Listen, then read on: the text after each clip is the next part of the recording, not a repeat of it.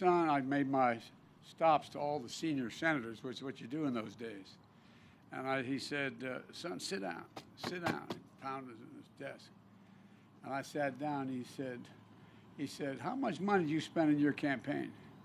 And I said, well, sir, and this is going to shock you. I said, a little over $285,000, but then I had to borrow some money and to get through it, and I just won barely by less than a half a percentage point. And he said, well, good thing you won. And I said, how's that? He said, well, you got yourself a $38,000 deficit. And I said, yes, sir. He said, well, if you had won, you just have a plain old deficit. Now you can have a deficit party. God, he was amazing. An amazing guy. And both of you are amazing. Mr. Mayor, you got a great city. And as I said, I've been here more than once, and it's good to be back. And it's hard to believe that you got hit as badly as you have within the time frame you have. And I used to spend some time with Randy. He got hit a little bit, but not like you did, not like you have. And Gov, we have to build back. We have to build back better. One of the things that I'm proud of is in the first 100 days that I became president, we have created more jobs in that period of time than any administration in history. But the way I look at that, that's just a down payment getting us back for the American Recovery Act, just getting us back and getting people. A lot of that had to do with getting people vaccinated, getting 600 million doses of the vaccine and getting people in a position where it was available. But now it's about rebuilding America, rebuilding in a way that it has resilience. And the folks who are going to rebuild it are those folks right over there, unions. We're going to rebuild it in a way that we're going to provide good jobs. Well, look, as I said, it's good to be back, Governor Edwards and Mayor Hunter. And I also want to thank President Wren, union president, AFL-CIO, head of the there you are. I couldn't find you. Folks, there's when it comes to bridges and roads and the like, I've never seen a Republican or Democrat road. I just see roads. And Mayor, you're a Republican.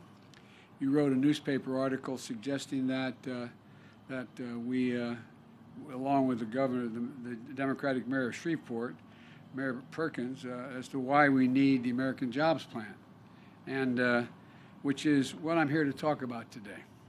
A once-in-a-generation investment in America itself. To create jobs, to modernize our bridges, our roads, our highways, our ports, our airports, our water pipes, our water projects, high-speed internet, transmission lines, and sustainable housing. Sustainable housing. Jobs rebuilding the foundations of a strong, fair, and resilient competitive economy. I know the times have been tough here. The damage of the hurricanes have been devastating. The governor's already spoken to me. We're talking with the OMB and with our folks and Republicans and Democrats in the Congress, because I believe you need the help. I believe you need the help. We're going to try to make sure you get it. But the people of Louisiana always have picked themselves up, just like America always picks itself up. There's no quit in America. There's no quit in Louisiana that I've observed. But that doesn't mean the federal government, because it was local, doesn't mean it shouldn't help. I promise you, we're going to build back better than ever, more resilient, and build back in a way that all we build is better able to withstand storms and that are becoming more severe and more frequent than ever. I think we have to. You might have noticed I promised I would have a climate forum for the world in Washington within 100 days. Well, 40 heads of state showed up, from the largest countries in the world to some of the smallest. We can't deny it. There is a real change in the weather. And if we go 1.5 degrees warmer, we're going to be in real trouble, a point of no return. Matter of fact, a lot of what we're going to have to build back now in terms of infrastructure. We got to build back to a different standard, not to what it was. It's got to be better because the climate has changed enough now that it's still going to rise 2 feet when it rains. We got to build for what is needed now. And I promise you, we're going to do that. And we're better prepared to withstand storms and becoming more severe and more frequent. We're standing here in the shadow of the I-10 bridge, which I've gone over several times myself in the past. And it's a perfect example of how we've neglected as a nation to invest in the future of our economy and the future of our people. You know, when the bridge was built in 1952, it was built there's nothing there. It was built to make sure that we, in fact, are able to, it was going to last for 50 years. That was 20 years ago. It was built for 50 years. The I-10 bridge was built to handle daily traffic load of 37,000 crossings. Well, but today, every day, more than 80,000 cars and trucks cross over that bridge. And it doesn't have the modern safety features that bridges need to have now. You know, 6 lanes of interstate narrow into 4 lanes of a bridge. That's a recipe for disaster. And that's what I'm sure you don't need to tell the drivers around Lake Charles that it means traffic bottlenecks and delays. And at the last inspection, this bridge was categorized as in poor condition. And after decades of politicians studying it and talking about it, Governor Edwards is the one finally moving forward with a project to actually replace the bridge. One with 6 lanes, new interchanges, that's safer, reduces congestion. And it shouldn't be this hard to take so long to fix a bridge that's this important. It makes no sense. But the truth is, across the country, we have failed. We have failed to properly invest in infrastructure for half a century. The last 4 years, how many times did you say this is going to be infrastructure week? Well, I got so tired of hearing infrastructure week, nothing happened. Nothing has happened. And across America, there are more than 45,000 bridges that are structurally deficient. Structurally deficient. Every day, Americans cross these bridges 178 million times, and they are structurally deficient. We've seen what happens when they deteriorate. Remember a few years ago, 2 counties over in Mississippi had to shut down more than 60 bridges that were in poor condition. 60 bridges. People in those communities were rerouted from 40 to 50 miles, detours, with half-hour to hour delays. One of the areas when I was doing this with our last major plan, when Barack was president, was in Pennsylvania. There was a large shopping center, a school, and the rest, and it was just across a creek, as we say up in that way. And the bridge across it was deficient. But there was a fire station just in eyesight from here to the others to the parking lot. But guess what? When there was a burn, when there was a fire, it took them, they had to go up 9 miles to find the bridge, come back, and by that time, a hell of a lot of damage was done. Well, there are bridges all over America, big and small, like that.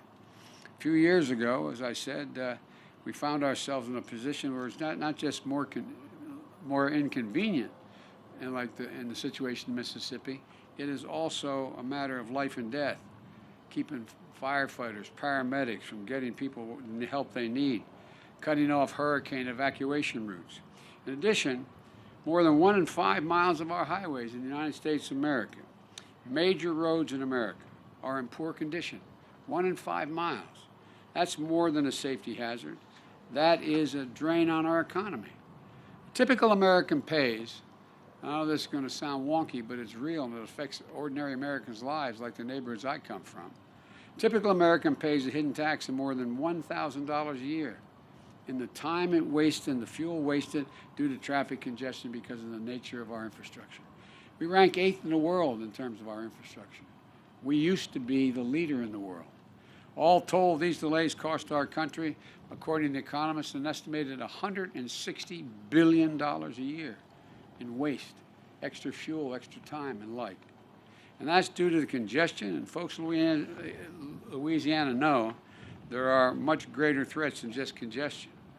When the road or the bridge is washed out, or when it can't stand up to a hurricane, People can't get to their jobs, they can't get to their schools, families can't get to hospitals safely. This is about creating jobs and also saving lives. You know, my mother used to have an expression, Gov. She'd say, out of everything bad, Joey, something good will come if you look hard enough for it. Well, one of the things that this crisis, in terms of the health crisis of COVID, has shown us is that we have to build back better in a whole series of ways. It's about building a strong foundation for the American people. So when I think about the threats of hurricanes and global warming and the poor condition of our economy as it relates particularly to infrastructure, I think of one thing. I think of jobs.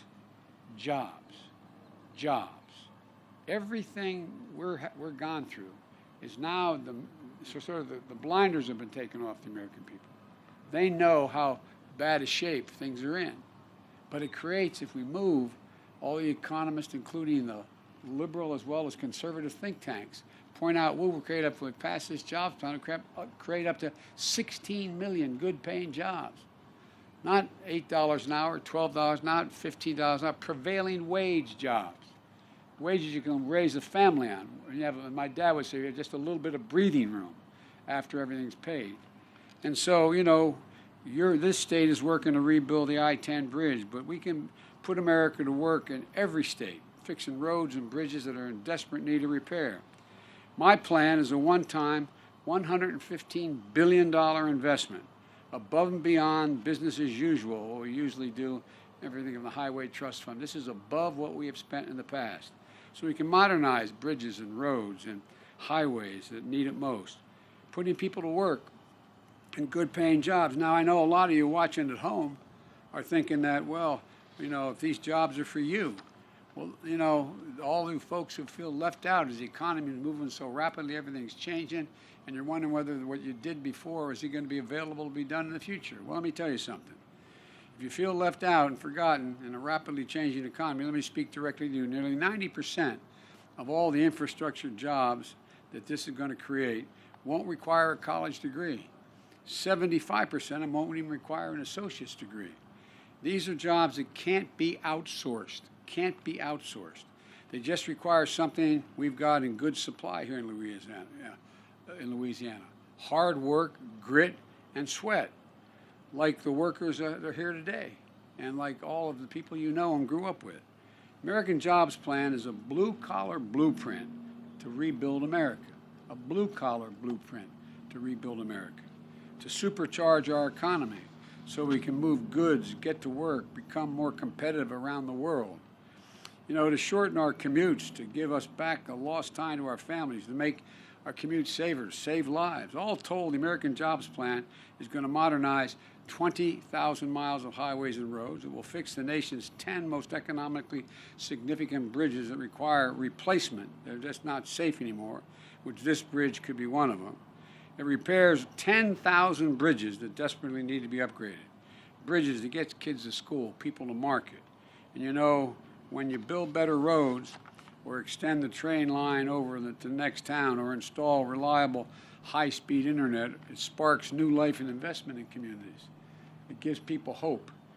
Business picks up at the local convenience store, at the seafood market, at the hardware store, where centers of people's locus and their jobs and their economies.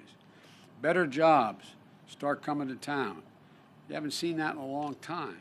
Suddenly, young people don't have to make the decision whether they have to leave to have a better opportunity. They stay where they are. That's what infrastructure does. It has a rippling effect.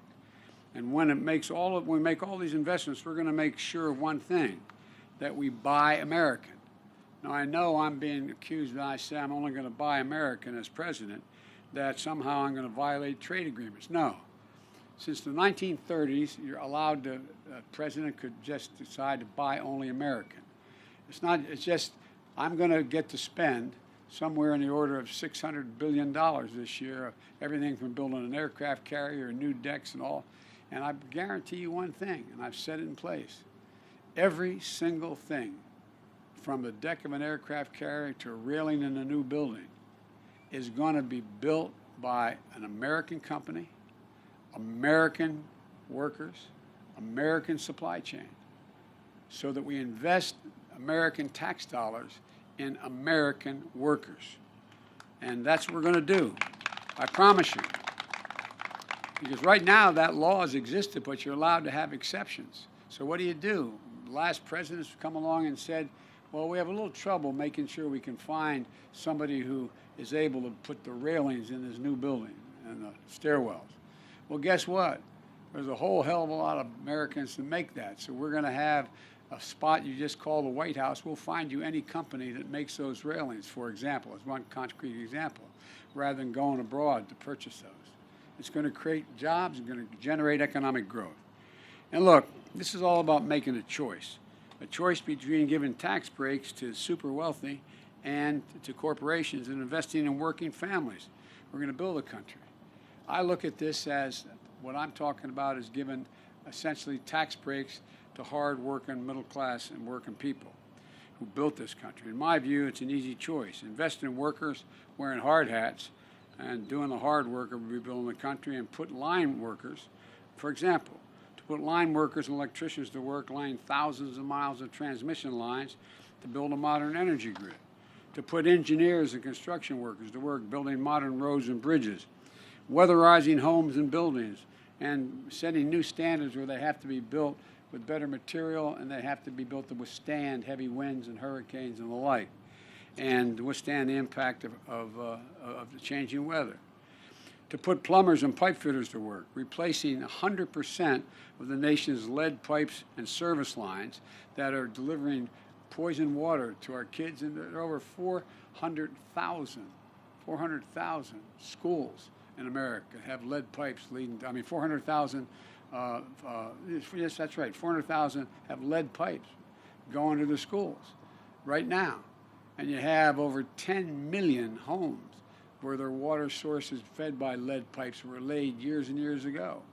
We're going to rip it all up, and make it safe all across America. And it's going to provide millions of jobs, thousands of jobs, and it's going to provide much more security. It's going to put plumbers and pipe fitters to work, replacing this, so every child in America can turn on a faucet and not worry about drinking polluted water. I'm going to be visiting the water plant in New Orleans today to get a closer look at what's needed to modernize the city's water system, because it needs modernization, and they need it repaired. Look, these are the highest values investments you can make as a nation, and they last the longest. Economists, left, right, and center, agree that these are investments we need to make to generate historic economic growth that's maintained, not just bringing jobs back, but creating new jobs. And together with the American Rescue Plan, the American Jobs Plan is going to help the economy create, as I said, estimated over 16 million good-paying jobs. And folks, we can't afford to not do it. We can't afford to not spend the time and effort and money. Let me explain how we pay for this, because I'm not a deficit spender. Because, we had a tax cut the other team put in back in 2017, and it created a $2 trillion deficit, with the vast majority of that going to the top 1/10 of 1% of the wage earners. I don't want to punish anybody. You're entitled to be a millionaire or a billionaire. Just pay your fair share. Just pay, for example, if we just were to make sure that we had the tax rate for the top rate in America for income tax, what it was in the Bush administration, it would go from 36 to 39.6%. Well, guess what? That would raise a minimum of $10 billion a year. No one's hurt. Someone making that money is still going to have 2 homes or a jet plane, or these are mostly millionaires. They're not going to be hurt a little bit. But we're going to be able to put tens of thousands of kids in preschool and in free community college. What's going to help America more? Increase the educational standard of all Americans so they have 14 years of school, from 2 years of 3 and 5 year olds, 3, 4, and 5 years old. We show that that happens if they not go to daycare, they go to school. No matter what the background of the home they come from, they catch up. 58% will go on to go to college. We know that now. We also know that if you give 2 years of free community college, you're in a situation where you're in a position that you have in your state and every other state in America, you'll allow to go the last 2 years. All those credits are available to your state universities, and you get a 4-year degree for half the cost. And or you get the 2-year degree, and you're able to do what you needed to do. It's estimated to increase the average income by over 20% for someone in America for the rest of their lives. So, folks, you know, the fact is that, I'm not looking to punish anyone. You know, I come from the corporate state of the world, Delaware. More corporations are incorporated in the state of Delaware than every other state in the union combined. But guess what? You know, I'm sick and tired of corporate America not paying their fair share. Their taxes used to be 38%, 36%. We all thought that was too high, even in our administration. And we wanted to reduce it to 28%, make it more competitive. Some thought 24%, but it got reduced to 21%. And you know what the result is? Of the largest corporations in America, 50 don't pay a penny in tax. It made $40 billion. Don't pay a penny in tax. If you're a construction worker and your wife's a school teacher, you're paying at a higher tax rate than corporate America's paying. Not a joke. Not a joke. I don't want to punish them. And by the way, they used to do a lot more research and development. Major corporations now, because we've changed the law, in fact, it used to be that a corporate CEO got paid 36 times as much as the average employee in their corporation, the Fortune 500. Now it's 456 times. The mother would say, who died and left them boss? Well, 56% of all, 53% of all the money they made, of $1 trillion over 10 years, what did it do according to a major study? It went to buying back their stock. And why you buy back their stock? Because CEOs now get paid in stock purchases, stock options. It used to be they got paid in direct salary. And they get paid in stock options. So if you have 10 shares of stock, you sell 5, the 5 left are worth more, you get paid in stock, it's better. The remaining 37% goes to dividends, which makes sense, but leaves 9%. 9% for everything, according to the study out of the University of Massachusetts. Everything from salaries, employment, research, development, 9%. So folks, you know, we used to invest in research and development in this country, about 2.4% of all that we did, making us the leading country in the world in change in research and development. Well, we now do 0.7. The Chinese are eating our lunch. They're eating our lunch economically. They're investing hundreds of billions of dollars in research and development. That's why right now, if it keeps going the way, they're going to own the electric car market in the world. They're going to own a whole range. We got to compete. We got to compete. And it doesn't cost anybody anything and deprive anybody of anything they have earned or deserve. As I said, we're now at a place where when they used to pay 35%, it's now 21%. The way I can pay for this is the $40 billion, for example, just making sure the largest companies don't pay zero, and reducing the tax cut to between 25 and 28. It's a couple $100 billion. We can pay for these things. I'm not talking about deficit spending. I'm talking about paying for. I realize I'm getting too wonky here, giving you too much detail. But the point is, what I'm proposing is badly needed and able to be paid for and still grow. Trickle down ain't working very well, man. We got to build from the bottom and up and the middle out. That's how we build America. That's how we built it so well back in the 60s. And so, folks, look, middle-class family, as I said, and a construction worker with a kid with 2 kids is paying more in federal taxes than a multi-million-dollar, billion-dollar corporation that's making billions of dollars in terms of the rate at which they pay. And look, here we go. You know, still, the fact is that the plans that I put forward meets the middle class and raises corporate rate. It also lowers it lower than any point that it was since World War II. And it's going to generate $90 billion each year, hundreds of thousands of jobs. We're going to put a lot of folks to work. And by the way, how many of you are veterans or have a brother, sister, mother, father who's a veteran? Well, here in Lake Charles, you got a new veterans clinic. It was built a few years ago, beginning when Barack and I were in office. But most VA hospitals, for example, are 50 years old or older. Ask your buddies. Ask your buddies. We have more people, more veterans, and more active military committing suicide every week than are killed in all our wars. Why? Pick up a phone. We have more people coming back with post-traumatic stress than anything else. I carry in my pocket my schedule. In the back of my schedule, I have updates, U.S. troop updates. How many people have died in Iraq and Afghanistan? Not generally over 6,000. 6,000 as of this morning, 927. Because every single solitary one of those fallen angels left an entire community behind.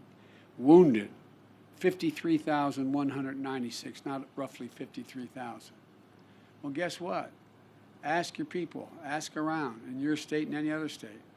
You got a husband, a wife calling saying she has post-traumatic stress and I need to get her in there right away. Well, we can't see you for 3 weeks. We don't have enough docs. And the buildings are 50 years old. We have a sacred obligation to invest in that infrastructure. Better docs, not better docs, more docs, more psychiatric nurses in order to take care of these things. Look, folks, the bottom line here is, and I'm going on too long, the American Jobs Plan puts people to work upgrading VA hospitals and put for our veterans and our service members and military families. And let me ask you, what's better for America? A tax cut to make corporations richer and CEOs richer, or investments going to make our country stronger, more competitive, and lift up the standard of living for everybody? And by the way, this is not punishing anybody. All those folks are still going to have 2 homes or 3 homes and their jets. It won't matter. Not going to change their standard of living one little bit. Not surprisingly, critics say they're worried that I'm going to stunt economic growth by raising taxes on corporations and wealth. There's just one problem with their argument: the facts. Experts have looked at it. The last time taxes were around the rates I'm proposing was in the 90s, and the economy boomed. America created 20 million new jobs in 8 years when these were the tax rates. And the fact are, the American economy has had record job creation and growth under the same kind of plan I'm proposing. And here's why. Our economy has always done best when everyone pays their fair share. Again, I'm looking to punish anybody. I'm looking to rebuild America as a world leader. I'm going to look to make sure we have the best and most significant infrastructure in the world. It's time to grow this economy from the bottom up and the middle out. Let me close with this. Infrastructure has historically been a bipartisan undertaking. There's no reason it shouldn't be that way again, as the mayor's evidence of, and others are. It's about coming together to create jobs, to make a more competitive world. What's the first thing anybody asks you when they want to put a new facility here in your city? How close is the interstate? What's the access to the lake? What's the water supply? They want to know you have the best infrastructure. Companies and corporations go where they can get their product made the quickest and get it to market the fastest. And we're doing everything we can to win the competition for the 21st century. I'm willing to hear ideas from both sides. I'm meeting with my Republican friends up in the Congress to see, number one, how much they're willing to go for, what they think are the priorities, and what compromises need men. I'm ready to compromise. But what I'm not ready to do, I'm not ready to do nothing. I'm not ready to have another period where America has another infrastructure month and doesn't change a damn thing. America is more competitive, better, and more capable than any nation in the world. There's not a damn thing we cannot do when we do it together. It's about time we start working together like mayors and local officials do, like governors do. I find more support from Republican governors and mayors and Democratic governors and mayors around the country because they gotta answer the question: is life better in this town, this city, this state than it was before I got elected? And we can make it better. We can make it better. It shouldn't be controversial. So let me conclude by saying God bless you all, and may God protect our troops. Thank you.